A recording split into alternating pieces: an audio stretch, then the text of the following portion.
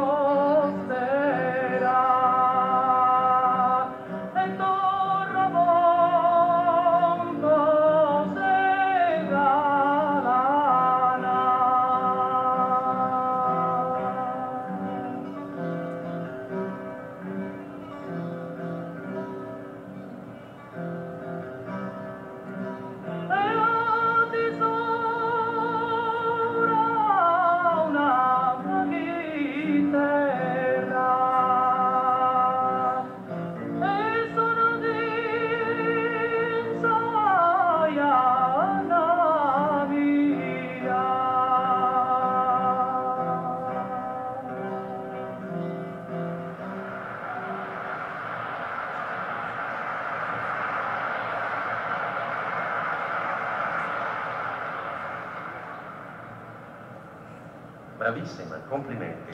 Grazie, molto gentile. Ma mi levi una curiosità, ma lei ha studiato la musica? Perché vedo che suona discretamente anche la chitarra. Oh, no, io suono anche così ad orecchio, però mi piacerebbe studiare la musica. Lei la conosce? Ma un pochino, suono anche l'armonico. Molto male, a dire il vero. Lei cosa fa? È studente? Sì, frequento il liceo classico. Ah, come mi piacerebbe studiare.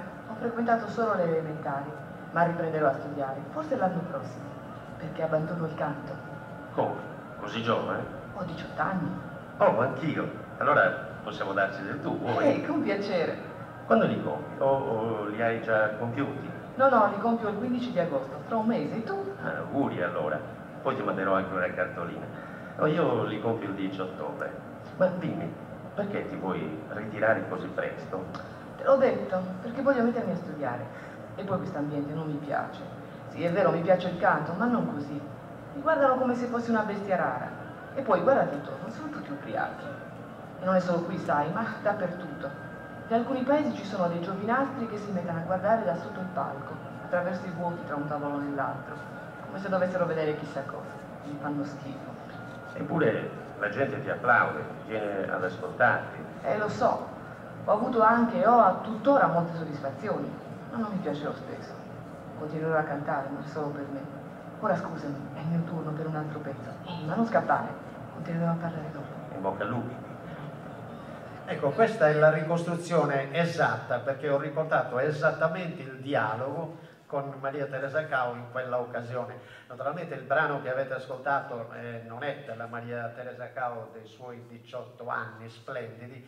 Vi ho portato però una sorpresa, siccome ho accennato al fatto che lei cantava canzonette, il suo pezzo forte era Giamaica. È una brutta registrazione perché è carpita così attraverso un registratore, quelli che esistevano nel 1962, da mezzo alla folla, eccetera. Quindi, però, siccome non è che ne esistano registrazioni, me l'ha dato un amico di Ozieri, ce l'hanno in pochissimi questo, così per curiosità, dura un 2-3 minuti. Non è molto bella, ripeto, come registrazione, però vi renderete conto di che cos'era veramente. Qualche anziano seneghese forse se lo ricorda perché la cantò allora, lì con un complessino, ma qui si accompagnò lei con la sua chitarra, ma la voce era la stessa. Ecco, facciamo partire il pezzo numero 2. Ripeto, la registrazione non è bella, ma la voce è qualcosa di straordinario. Manca solo l'acuto finale, peccato.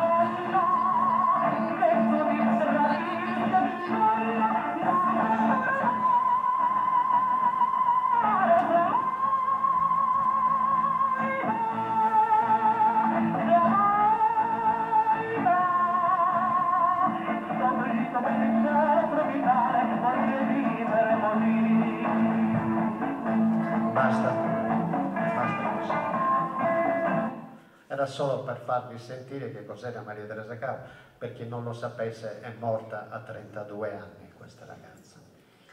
Comunque ci ha lasciato un patrimonio non indifferente, lasciamo stare le canzonette perché ci ha lasciato delle poesie, delle canzoni eccetera, speriamo di riuscire tra breve a raccogliere tutto ciò che ci ha lasciato, ci sto lavorando. Bene, per quanto riguarda Sardegna Canta, dicevo, stavamo parlando prima che è vero, la gente ci credeva, io venivo da questa esperienza, le mie trasmissioni a Radio Sardegna erano seguitissime, però i primi a non crederci, stranamente, all'inizio, furono proprio quelli dell'emittente cagliaritana, cioè di Videolina. Se pensate che andava in onda nei primi anni alle 10:30, talvolta alle 11, talvolta addirittura alle 11:30, dopo, pensate, dopo tappeti persiani, c'era di tutto, pentole, di tutto, e dopo mandavano in onda Sardegna Canta. Solo successivamente, nel 1983, quando si accorsero che nonostante tutto, io lo chiamavo, qui lo stanno boicottando, che nonostante tutto la gente l'aspettava ugualmente, la seguiva, allora passò in seconda serata alle 22:30 nell'83. Nonostante le 22:30 il pubblico continuava a crescere, il pubblico, cioè gli ascoltatori, tant'è vero che poi passò in prima serata e allora tra l'84 e l'85 credo si sia raggiunto il massimo degli ascolti, intorno ai 300-350 mila telespettatori avevamo, e non facevamo solo, anche se qualcuno, qualche intellettuale con la puzza al naso, come si suol dire, la criticava, noi cercavamo di fare, me lo ricordo, anche di fare cultura. Qui siamo Caudane de Sos Poetas. Bene, io vi presento un pezzo di Sardegna Canta nel quale appunto faccio una, chiamiamola così, una piccola lezione di filosofia che introduce una poesia molto bella di Raimundo Biras, che poi andrò a recitare, durerà insomma 2 minuti, non di più. Lo vediamo. Vi avverto, la registrazione è presa dal mio televisore di allora, con tutti i difetti. Tra l'altro c'era un'antenna centrale che non funzionava tanto bene, quindi non sono delle migliori le immagini, prendetele così come sono, però vi ricordo che quando apparvero lì a Videolina erano molto migliori di come le vedete adesso. Numero 3.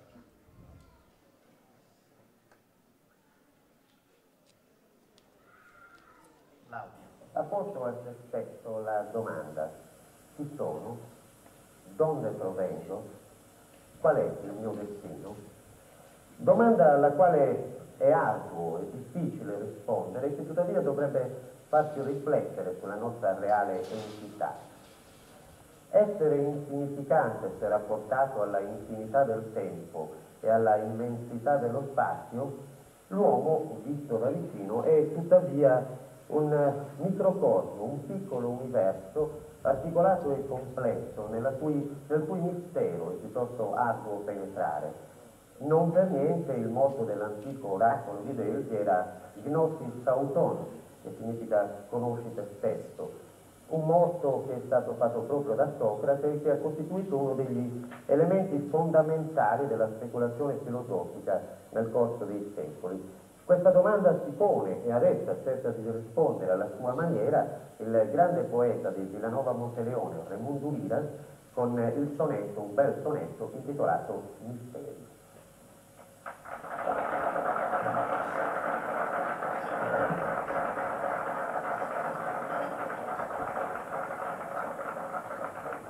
Quando a mie matessi eo domando, pare che solo a musca sega yoga, pare che intenda rendemi una oghe, eo d'indabattido e richiamando. Inaro, si gestue, triste dando non si presenta, o vi interroghe, stile di accherre dai noghe, dai nue soennido e ueando. Si vina a stesser meo, mestignoso, provideo cum megos notte e die cum viva, seminan tue destie, posso rispondere, non mi so conosco. Narenti certo sconoscono a tutti, ed non conosco manca me.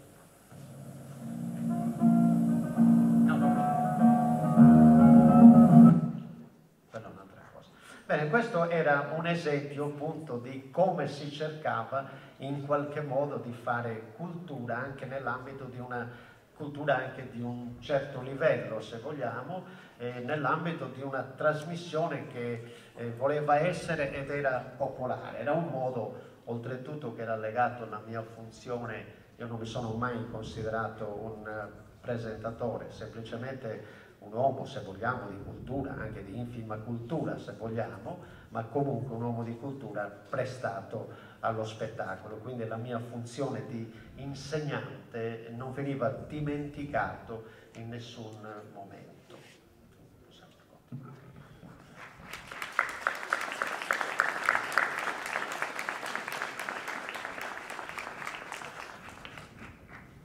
Sembriamo come i cantadores.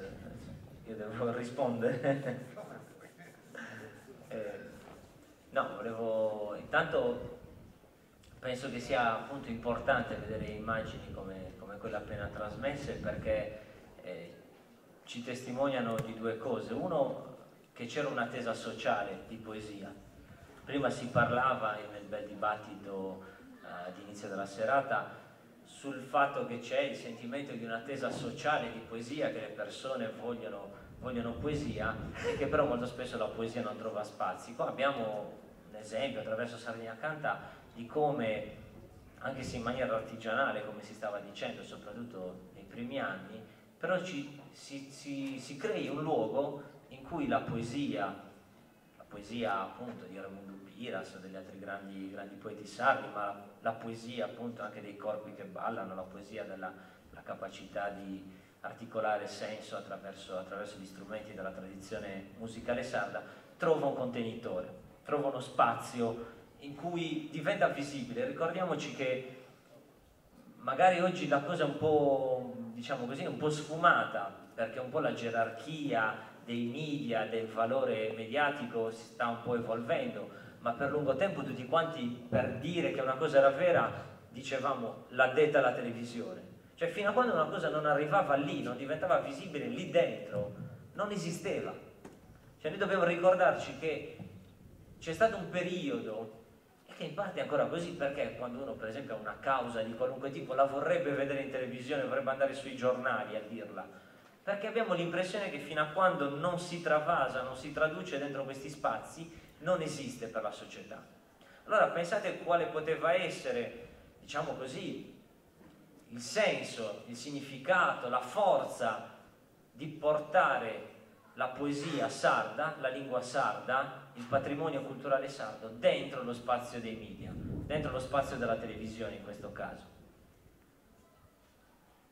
Un altro elemento che secondo me è fondamentale è che i sardi, soprattutto diciamo in quegli anni, si erano fortemente raccontati di essere tanti universi, tante comunità, una separata dall'altra. In realtà lo diciamo ancora oggi. Cioè l'idea è che Seneghe non è Milis, Seneghe sicuramente non è Arbolia, figuriamoci poi Villa Simius, piuttosto che Castelsardo, Carloforte, Orgosolo, Cagliari, eccetera. C'era questa idea di essere tanti universi separati che non comunicavano. In realtà era più una costruzione, era più una posa. In realtà sappiamo tutti quanti che parallelamente le comunità vivevano come era normale, di una loro osmosi interna, di feste che erano solo della comunità, e poi di grandi feste che in qualche modo ospitavano anche persone che arrivavano dai paesi vicini, ma addirittura pensate agli emigrati che tornavano per le grandi feste, in cui poi arrivavano, che ne so, i torronai di Tonara, che quelli ci sono sempre, che arrivano costantemente, piuttosto che diciamo gruppi musicali da altre parti della Sardegna. Dunque in realtà c'è sempre stata come possiamo dire, uno scambio di comunicazione fra i paesi della Sardegna, però la percezione era quella di essere in qualche modo come degli universi separati. In realtà Sardegna Canta consentiva ai sardi di vedersi, di conoscersi uno con l'altro. Per esempio di conoscere le differenze nel modo di ballare, nei vestiti, pensate alla grande tradizione del vestiario in Sardegna, e dall'altro lato di riconoscere anche dei momenti di comunanza che andavano al di là dei singoli paesi. Un caso secondo me molto, molto evidente, che poi gli stessi presentatori di Sardegna Canta enfatizzavano, era il caso del Suballutundu. Suballutundu veniva, io ricordo la prima puntata dell'edizione del 99 condotta da Ottavio Niedu, che iniziava dicendo: inizia la 20ª edizione di Sardegna Canta e non potremo non iniziare con il nostro ballo nazionale, e via Suballutundu. Chi lo faceva? Quelli appunto di Padria piuttosto quelli di Mogoro? Non era quello il problema, anzi il punto era esattamente che era Suballutundu, e dovunque si balla Suballutundu. Al di là delle sfumature c'era dentro questo specchio che non era più Seneghe in Saprassa de Sos Ballos, piuttosto che Nureci, piuttosto che un altro paese della Sardegna. Era la Sardegna che si vedeva e che trovava un momento di comunanza possibile, un momento in cui in qualche modo esistere, rendersi visibile a se stessa prima di tutto. Cioè era un modo dei sardi di guardarsi e dunque di dire: ci siamo, ci seusu. Guardate che non è una cosa scontata, perché noi tutti quanti discutiamo infinitamente della difficoltà dei sardi di riconoscersi fra di sé. Dunque pensate alla potenza la potenza di questo gesto, di questo atto. Ovviamente, vedete, era tutto lasciato ad una dinamica per certi versi spontanea, come era quella delle TV private che nascevano anche sull'onda della liberalizzazione, diciamo, del mercato televisivo all'interno dello Stato italiano, che creava spazi e bisognava quasi riempirli. Appunto, a un certo punto li riempivano e quasi gli sfuggivano di mano certe cose. Quello che mancava era un atto istituzionale che sancisse quello che si vedeva. Vi faccio un esempio molto, diciamo così, secondo me molto interessante, che forse non conoscete. In Catalogna si balla un ballo che si chiama sardana. Vi dice qualcosa il nome? È un ballo tondo, semplificato rispetto a quello che balliamo in Sardegna, molto più semplice, almeno a me sembra così, poi c'è qualche catalano, non me ne voglia, insomma, mi ribadirà o criticherà quello che sto dicendo, ma se andate per esempio a Barcellona davanti alla cattedrale di domenica vedete i catalani che ballano la sardana, e come noi abbiamo i gruppi folk, lì hanno i sardanistas, cioè coloro che ballano la sardana, in tutti i gruppi che mandano avanti la tradizione del ballo nazionale. Quando ci sono state le Olimpiadi a Barcellona, uno dei momenti più belli della cerimonia di apertura erano i danzatori di sardana vestiti di bianco, che si tengono le mani in alto, a differenza di come facciamo noi in Sardegna, per la maggior parte insomma non assumiamo quella postura ballando, e ad un certo punto iniziano a ballare la sardana e 5 cerchi di danzatori si uniscono e formano i 5 cerchi olimpici. Pensate, in Mondovisione il ballo tradizionale, la sardana, il ballo tradizionale catalano, che probabilmente hanno scoppiazzato dalla Sardegna quando sono passati da queste parti per 200 anni, in Mondovisione diventava il simbolo dell'umanità, cioè era il simbolo della Catalogna che diventava il simbolo dell'umanità. Il governo catalano ha da poco proclamato la sardana ballo nazionale catalano, e dunque patrimonio catalano.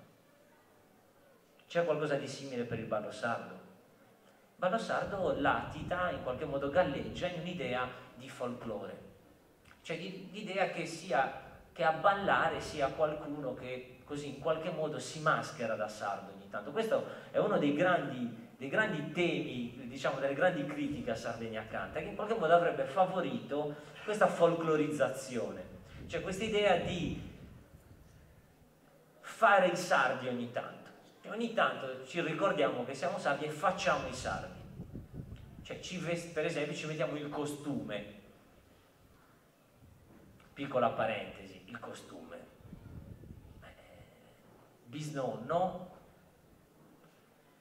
è stato seppellito con Sa Vestimenta e non credo che il suo interno fosse una mascherata. Quando andava nei campi con Sa Vestimenta non stava andando a una carnevalata, era Sa Vestimenta. Se l'abbiamo chiamato costume a un certo punto, questo ha a che fare col processo per cui abbiamo iniziato, ma questo non succede con Sardegna Canta, ma da molto prima, ad autoghettizzarci. Come abbiamo chiamato ad un certo punto i balli che non erano sardi? I sballos civilis, cioè i balli civili, come se i nostri fossero i balli dei barbari. Guardate che nel Settecento non si chiamavano così balli sardi, si chiamavano balli nazionali e gli altri erano gli sballos strangiusu. Allora, secondo me stiamo confondendo le cause con gli effetti, cioè Sardegna Canta non è la causa, è tutt'al più l'effetto di un'incapacità di trasformare il patrimonio culturale sardo, ma il discorso probabilmente varrebbe allo stesso modo per i nuraghi. Oppure stamattina sono stato a Cornus, provate a vedere cos'è Cornus, come è stata distrutta, uno dei luoghi che anche nella mitologia sarda, Amsicora, noi ci riempiamo la bocca del nostro orgoglio. Hanno praticamente rubato tutto a Cornus, è una specie di discarica di pietre lasciata lì a cielo aperto, ognuno può andare a portarsi via un pezzo di Cornus. Beh, non è stato Sardegna Canta, non è stata la televisione che ha folclorizzato. Il folclorismo di noi stessi è il prodotto molto più di lunga durata, molto più sottile, di un'incapacità di dare valore sociale, dare valore politico anche a ciò che in qualche modo ci rappresentava. Ovviamente Sardegna Canta però alcune cose le fa. Sardegna Canta è un programma che doveva attirare un pubblico. Dunque c'era quello che abbiamo appena visto, cioè Giovanni Perria che parlava di filosofia, recitava Raimondo Piras, ma al contempo c'era anche l'idea di offrire qualcosa che fosse ludico, ludico nel senso migliore del termine, cioè qualcosa che intrattenesse. Guardate, la parola intrattenimento deriva da una radice francese, poi prima ancora latina, ovviamente, che vuol dire creare uno spazio chiuso, uno spazio della comunità, è tenersi fra di sé. E beh, l'intrattenimento è l'idea di, si è parlato molto anche su questo palco oggi dell'attenzione, è un fare attenzione a se stessi. E per attirare l'attenzione in un mondo in cui ti arrivano tanti messaggi non è cosa semplice. Devi riuscire a coinvolgere, ad appassionare anche emotivamente. Allora, ovviamente, questo si presta anche ad un certo grado di spettacolarizzazione. Era chiaro che non si poteva riportare il rito della festa come si faceva nei paesi in cui il ballo poteva durare anche 10 ore di fila dentro una trasmissione che ne doveva durare un'ora e mezza e doveva mostrare tante cose differenti, e dunque i balli per esempio si comprimono, si velocizzano, assumono quella cosa molto spesso reputata deleterea. Anche io non nascondo che non mi entusiasma di certe coreografie un po' fantasiose, anche favorita dall'idea della regia dall'alto. Pensate all'idea di essere ripresi dal di sopra, e dunque l'idea di formare delle figure, alcune anche un po' pacchiane, tipo si diceva alcuni paesi formassero le lettere del paese, tipo datemi una A, datemi una B, e facevano delle cose che ovviamente non erano assolutamente diciamo congrue rispetto alla tradizione cosiddetta. Però contemporaneamente tutto questo consentiva che cosa? Di dare un senso di unità, cioè un senso di messa in comune di quello che era il patrimonio culturale della Sardegna, che guardate è uno degli altri grandi paradossi dei sardi. Pensate come in qualunque paese della Sardegna dagli anni 60, non appena il rock ha fatto irruzione sulla scena, tutti suonano il rock e nessuno si mette il problema che non sia nato a Senegal il rock. Non credo che sia nato a Senegal, no, mi comunicano autorevoli esponenti senegalesi che non è nato a Senegal il rock. Però non è un problema, lo si suona a Senegal tranquillamente. Pensate a quanti problemi in Sardegna ci facciamo se uno canta a tenore fuori da una determinata zona. Cioè se qualcuno sente cantare a tenore in Campidano scatta una specie di fastidio, così come se qualcuno vedesse suonare le launeddas da uno di Orune probabilmente scatterebbe una certa perplessità. Figuriamoci poi se succede a Teti. Peccato che il suonatore di launeddas, il Bronzetto che suona le launeddas, e non fa solo quello, ma diciamo che ricordiamo principalmente quello in questo momento, è stato trovato in piena Barbagia, per dirne una. Cioè, perché questo paradosso, diciamo così, di la difficoltà a mischiarsi fra sardi, mettiamola così. E ovviamente anche quel gioco a dire quelli sono più sardi, quelli sono meno sardi, e dunque a fare un gioco ad esclusione, dove alla fine la Sardegna si riduce al biddio, all'ombelico di chi parla. Beh, secondo me Sardegna Canta da questo punto di vista aiutava a conoscersi, a dialogare, in qualche modo anche a creare delle forme a cui oggi siamo abituati. Quando oggi sentiamo, non so, Paolo Fresu, Antonello Salis con la Cocciani Orchestra che suonano e ibridano il ballo sardo con il jazz e contemporaneamente con la musica balcanica, io credo che è perché ci siamo anche abituati un pochettino ad essere più flessibili anche nel nostro modo di percepire il nostro patrimonio culturale, e credo che questo per esempio sia stato uno degli apporti che una trasmissione come Sardegna Canta, nel bene o nel male, può piacere o non piacere, guardate, questo ovviamente rimane anche parte dei giudizi personalissimi di ciascuno, però ha contribuito a preservare, così come ha fatto sì che io, che ero fondamentalmente, lo ammetto davanti a Babbo, ero costretto a guardare Sardegna Canta, non è che cosa avevo? 6-7 anni, immaginatevi, probabilmente su Italia 1 stavano dando Beverly Hills, così di questo genere, o stavano dando chissà quale serie americana, che ovviamente per un ragazzino era apparentemente più d'impatto, però la presenza, anche se magari in quel momento non compresa, neanche apprezzata, magari anche vissuta con un certo, ma perché stiamo sentendo questa roba? Però alla lunga si è depositata, alla lunga è diventato patrimonio mio, cioè se anche uno cresciuto, tra l'altro io sono cresciuto, come forse qualcuno sa, a Carloforte, dove dunque diciamo non è che ci fosse esattamente una tradizione di cantatenores, e beh, il fatto comunque di vedere, pensate cosa significa avere comunque un mezzo che ti porta ogni settimana il tuo patrimonio e che ti piace o non ti piace te lo fa entrare dentro, diventa una sorta di ambiente sonoro, di ambiente culturale che diventa tuo, anche se magari tu non hai avuto la fortuna di viverlo direttamente.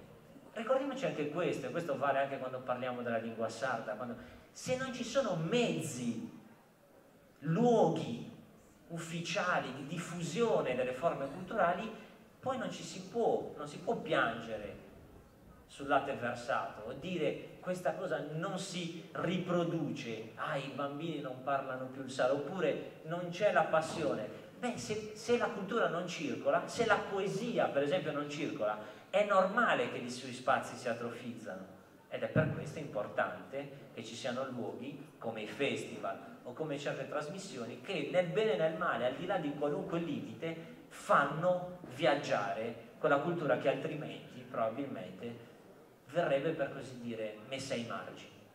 Ma io ritengo tra l'altro che Sardegna Canta abbia contribuito sì a far conoscere la Sardegna ai sardi, ma direi anche e soprattutto a far accettare la Sardegna, a far accettare la Sardegna ai sardi, perché io ricordo che volendo venire incontro alle esigenze di tutti, chiamandosi Sardegna Canta, ovviamente aveva presenti tutte quelle che erano le espressioni musicali e poetiche della Sardegna. Io ricordo che giravo spesso allora per presentare spettacoli in Logudoro, in Gallura, in Barbagia. La critica che mi si rivolgeva era quella: ma c'è troppa roba campidanese. In realtà non era vero, perché quantitativamente Gallura e Logudoro soprattutto avevano molto più spazio rispetto al Campidano. Il Campidano da un punto di vista linguistico ha un bacino di utenza molto ma molto maggiore rispetto alle altre parti della Sardegna. Beh, la cosa che non volevano ascoltare i canti campidanesi o poesie campidanese. E io che rispondevo spesso, perché mi mandavano delle lettere, rispondevo: ma scusate, anche questa è Sardegna, come in Campidano ascoltano e accettano la poesia, i balli, le canzoni del Logudoro e della Gallura, e beh, anche voi dovete ascoltare e accettare le cose del Campidano. Vi devo dire la verità, che poi le lettere che mi ringraziavano per questi miei interventi provenivano ugualmente per lo più non dal Campidano ma dal Logudoro, dalla Barbagia e dalla Gallura. Oltretutto noi avevamo un interesse a far conoscere tutte le espressioni della Sardegna. Io ricordo che un anno ricostruimmo, fu una scena questa abbastanza, perché sarebbe da raccontare come riuscimmo a ricostruirlo, Sattittidu, che sono il canto delle prefiche sul defunto. Ovviamente abbiamo dovuto ricostruire la scena, il defunto era vivo e vegeto, grazie a Dio, però avevamo convinto delle donne del paese a cantare, eccetera, come se loro erano tutte ben comprese dal loro ruolo, e riuscimmo a farla veramente bene. Poi qualcuno dice che era una cosa macabra, in realtà no, abbiamo ricostruito anche filologicamente in maniera esatta quello che era l'antica usanza appunto delle prediche, così come siamo riusciti, adesso facciamo vedere un filmato, l'abbiamo realizzato a Ierzu. C'era l'usanza lì, anche in altri paesi della Sardegna, lì lo chiamano sugavidali, che era quello di sugavidale, di portare la dote della sposa, della promessa sposa, nella casa dove sarebbe andata ad abitare. Allora, siccome tra l'altro io avevo l'esigenza, avevamo l'esigenza anche di far ascoltare dei cantadores che non potevamo ospitare in quel momento in studio, allora cosa facevamo? Prendevamo una canzone, noi la chiamavamo la canzone filmata, in realtà non era un video, era semplicemente sceglievamo dei filmati che realizzavamo in un paese, in quel caso a Jersu su Gavidale, e ci abbinavamo una musica, una cantata, un disco di un cantatore che non potevamo ospitare e abbiamo realizzato così questo bel filmato su Gavidale, realizzato a Jersu, numero 4.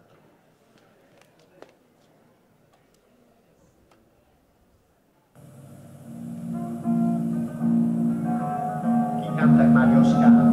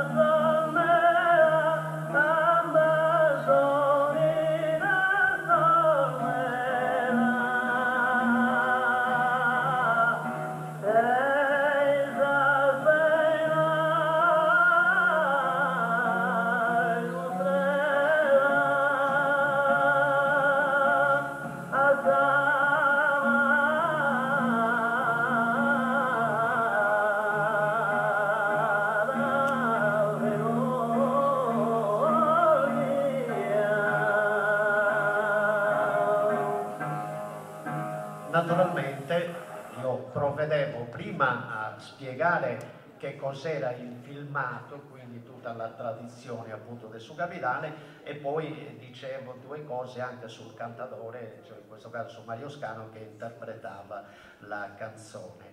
Un'altra cosa che facciamo, questo è da Sardegna Canta, mi pare del 1983, Da Sardegna Canta del 1984 invece vedremo un altro filmato e io l'ho definito questo pezzo versus, che è un tipo di canto campidanese, in Suzzillerio, in su Magazzino. Perché? Perché in un angolo dello studio avevamo praticamente ricostruito quello che era Suzzilleri su Magazzino, cioè la bettola, perché in realtà l'università del canto sardo è stata la bettola, perché ci si riuniva, i seneghesi lo sanno benissimo come lo sanno i narboliesi, perché noi quando si cantava sia a chitarra sia su un tratto eccetera, dove si anche poesia, si cantava in su Magazzino, in Suzzilleri, quindi praticamente tutti i grandi cantatori, anche i poeti, si sono esercitati sempre nella bettola. Bene, noi nello studio avevamo ricostruito questa specie di bettola, c'era il tavolo, c'eravamo noi seduti con una bottiglia di vino, qui ci manca, tra parentesi, una bottiglia di vino, i bicchieri eccetera, e quindi avevamo ricostruito questa scena, quindi il numero 5.